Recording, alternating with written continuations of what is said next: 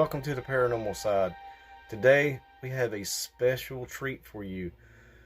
We are going to share with you a lady who I thought that you guys would really enjoy, and I'm going to leave her links down in the description below.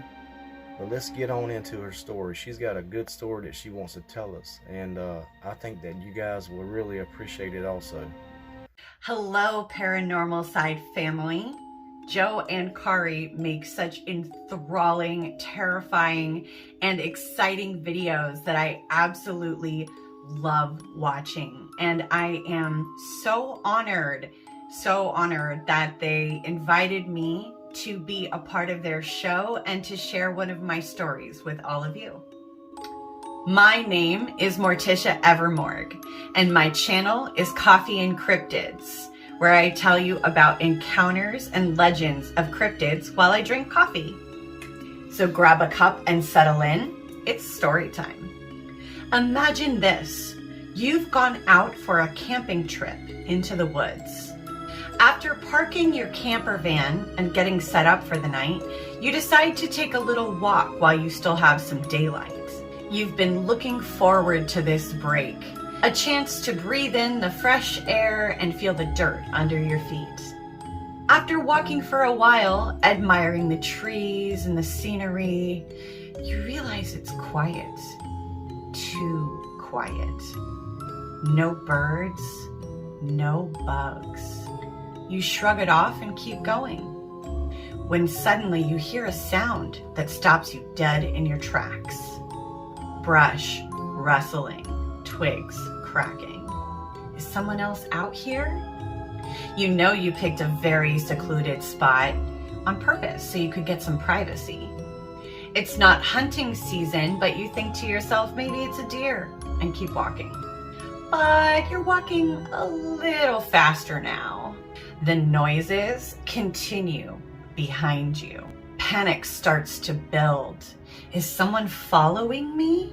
Your heart feels like it's about to jump out of your chest. You decide to be brave and you turn around to face whatever might be following you. But when you turn around, there's nothing there.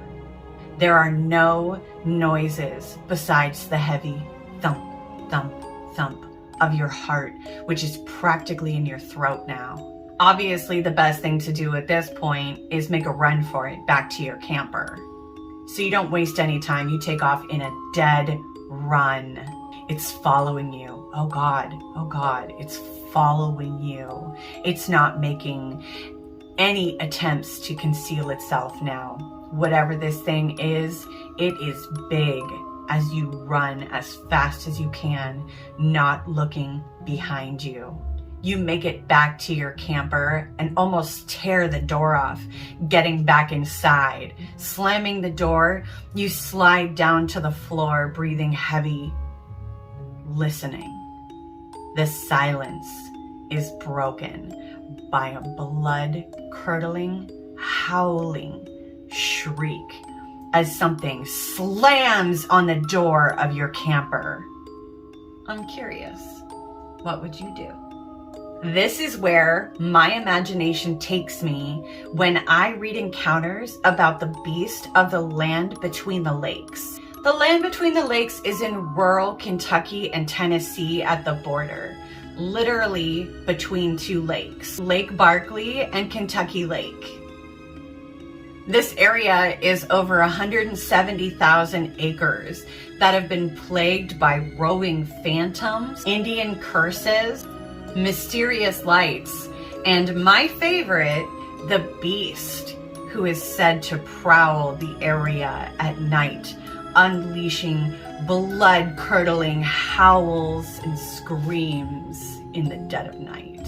The beast of the land between the lakes is said to resemble something between a half wolf and a half man that walks on two legs. It's a wolf-like beast that has 5-fingered human hands ending in vicious claws. The creature is said to stand over 7 feet tall with massive crushing jaws and glowing eyes.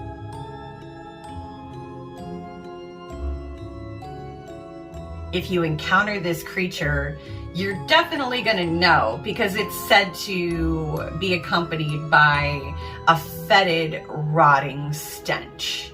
In 1973, a group of university students that were camping at the land between the lakes had an encounter. They built a fire near their VW bus, enjoying the weather and each other's company. It was a nice spring night. One of them had to go off into the woods for a bathroom break.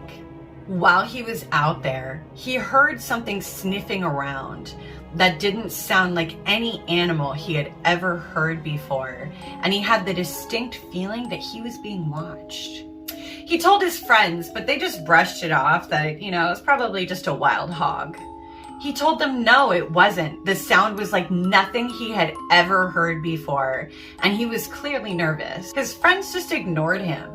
But, his anxiety about the situation continued to build as the night went on. After a while, everyone started to hear a sound of shuffling on the leaves, as if something large was walking on them.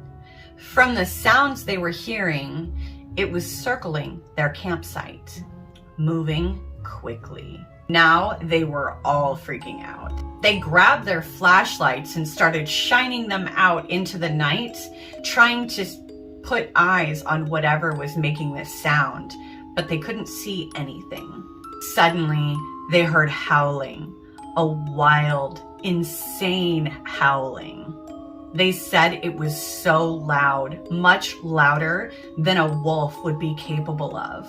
They said it had a blood-curdling, unnatural tone to it that they'd never encountered before, almost as if it was a mocking laughter. The sound was coming from everywhere, all around them. The shuffling sounds picked up speed, like it was running faster and faster and faster around their campsite, circling them. One by one, they were able to pick out a pair of red, glowing eyes circling them in the dark. They made a run for their VW bus, piling inside and getting out of that campsite as quickly as they could. Only seconds after tearing out of there, they realized they were being followed by a massive, shadowy figure. That's honestly all they could make out from the taillights glow of the bus. They were coming up to a corner and they had to slow down the bus so they could make the turn without flipping the bus over. As soon as they slowed down, bam! There was a bone-rattling slamming on the back of the bus. The guy driving stepped on the gas, but the bus wasn't budging. Something was holding it from moving. Through absolutely terrified screams, he tried again, slamming that gas pedal as hard as he could, really giving it all he had, burning rubber, and it worked. They got the momentum they needed to break free of what was holding them. When they returned, they checked the back of the bus to see what had caused it to stop like that, and what they saw filled them with absolute dread. 4 deep gashes, like claw marks, torn into the metal of the engine compartment door at the back of the bus. Probably never went camping again. I don't think I would. If I had that kind of encounter personally, I'm all for good, scary stories and getting a thrill. But if I am actively being chased for my life from a cryptid, I'm not doing that again. Just saying. Tragically, neither did this family. In the 1980s, a young couple went camping with their 2 kids, and they never came back. Police were called to a campground at the land between the lakes to investigate something horrific. What they walked into was a truly awful scene of badly mutilated bodies.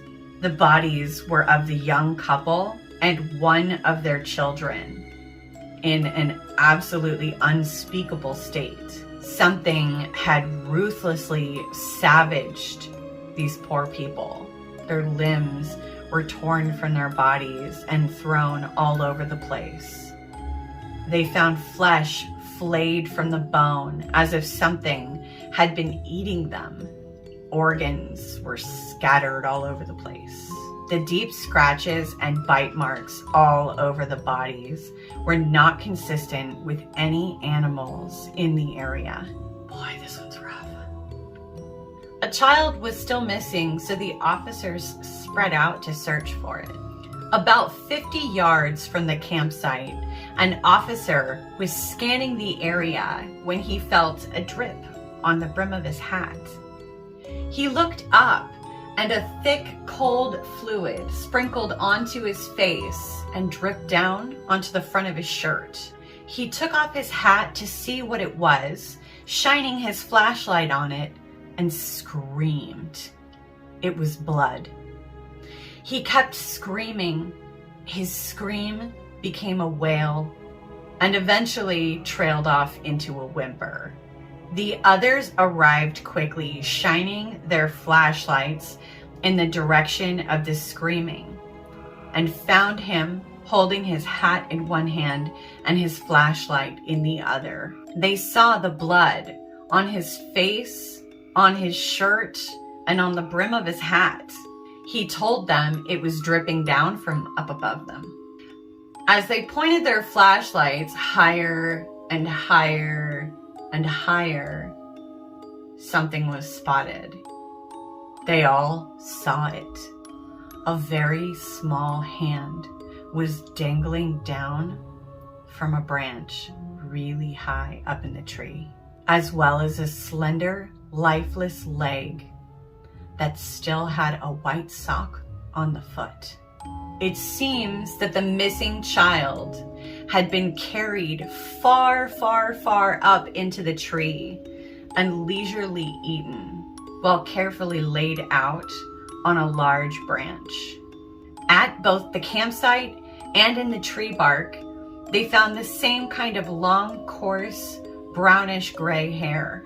Some saliva samples were taken, and they came back inconclusive as some sort of species that was akin to a wolf, but unidentified nonetheless. What's crazy about this horrible, awful encounter is that there's no real evidence that it happened.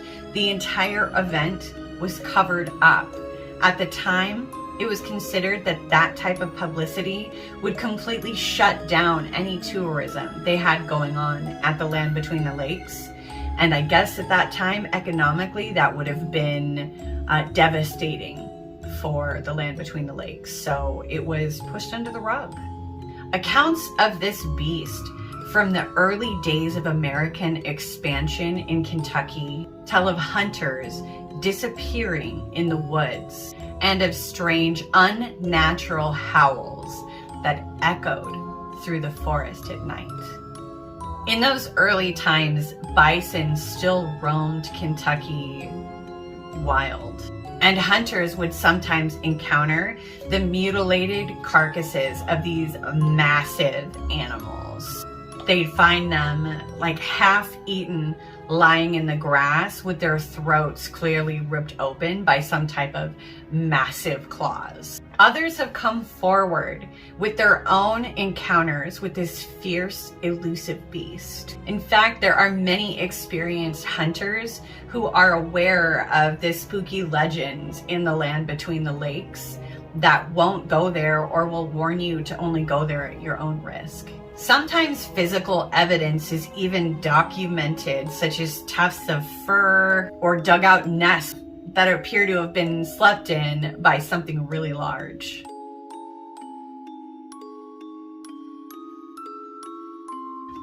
So, Paranormal Side family, I'm curious, would you go camping at the land between the lakes?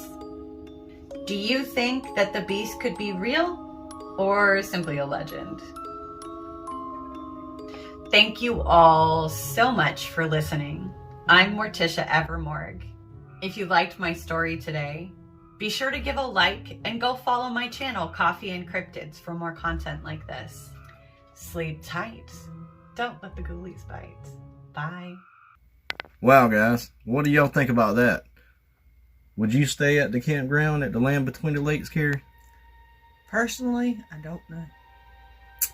I think I would, but I would really have my guard up if I stayed there. Would you guys? Would you guys stay at the campground after knowing and hearing about this story? Let us know down in the comments below. And especially if you believe that this cryptid may or may not exist. Let us know.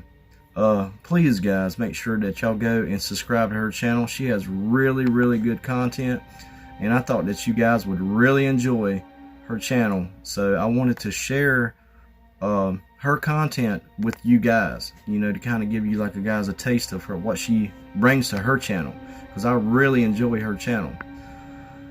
Alright guys, thank you, and I hope y'all enjoyed that. Remember, you're never alone in the dark. Bam!